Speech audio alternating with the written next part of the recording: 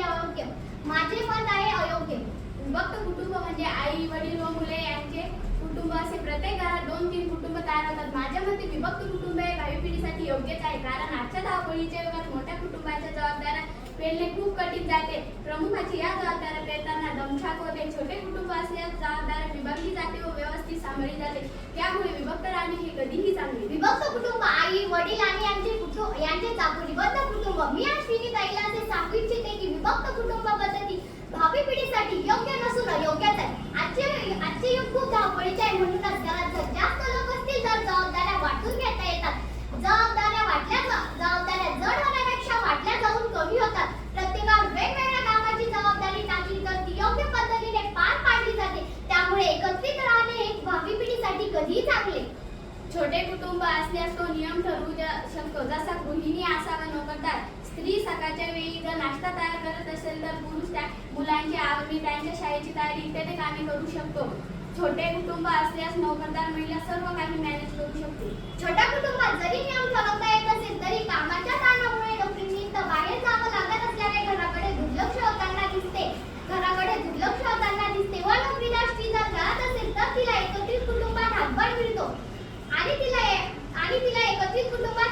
आणि विभक्त कुटुंबात जर पुरुष प्रधान संस्कृतीने वागत असेल तर तो कोणती मदत कामात करत नाही व स्त्रीची ओढाताण होते आणि या सर्व जबाबदाऱ्या पेलताना तिला अनेक अडचणींना सामोरे जावं लागत असते. विभक्त कुटुंब असल्यास एखादा दिवस बाहेर फिरायला जेवायला जाता येते. तुमच्या निर्णयात फार ढवळाढवळ होत नाही. एखाद्या दिवस थकलेले असाल तर बिनदिक्कत सांगू शकाल की मी आज काहीच काम करणार नाही, मला विश्रांती हवी. एकत्र कुटुंब असल्यास हे शक्य होऊ शकत नाही. विभक्त कुटुंबात जरी एखादा दिवस बाहेर फिरायला जाता येत असेल तरी ते एका दिवसाचं फिरणं एकत्रित कुटुंबातही शक्य आहे. परंतु जर नोकरीदार स्त्रीला ऑफिसच्या कामानिमित्त 3-4 दिवसासाठी बाहेर जावं लागत असेल तर फार कमी पुरुष असे असतात की जे घर व मुले मॅनेज करू शकतात. पण अशा वेळी घरातील वयस्क व्यक्तीला बोलवून घ्यावं लागतं व अचानक सर्व मॅनेज करणं त्यांनाही कठीण जातं. परंतु ते उत्तम प्रकारे जबाबदाऱ्या पेलतात. मग सांग अश्विनी ताई, भावी पिढीत तर दोघांचं कमवणं गरजेचं होईल. मग घर व मुलबाळ याचं काय होणार? शिवानी मुलाबाळांचं काय, त्यांना पाळणा घरात ठेवला येते. परंतु विभक्त कुटुंब असल्यास सुटसुटीतपणा येतो. मुलांना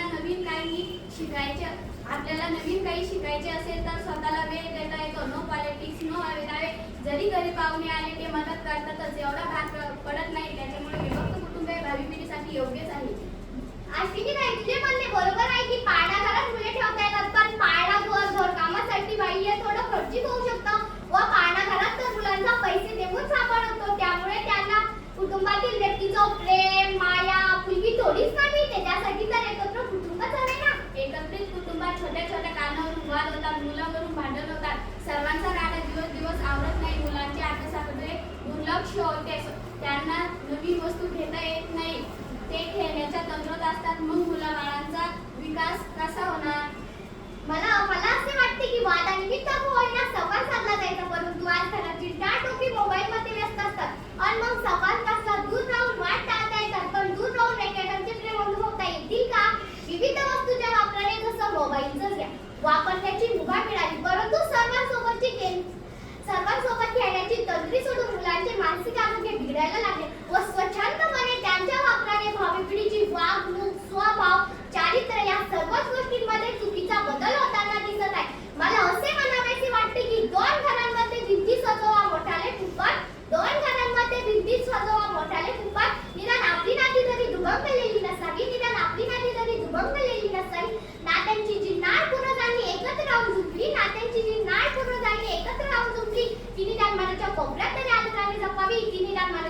तरी आदराने जपावी. शेवटी मला असे वाटते की एकत्रित कुटुंब पद्धतीत एखाद्या व्यक्तीच्या जीवावर एकोपा निर्माण होऊ शकतो.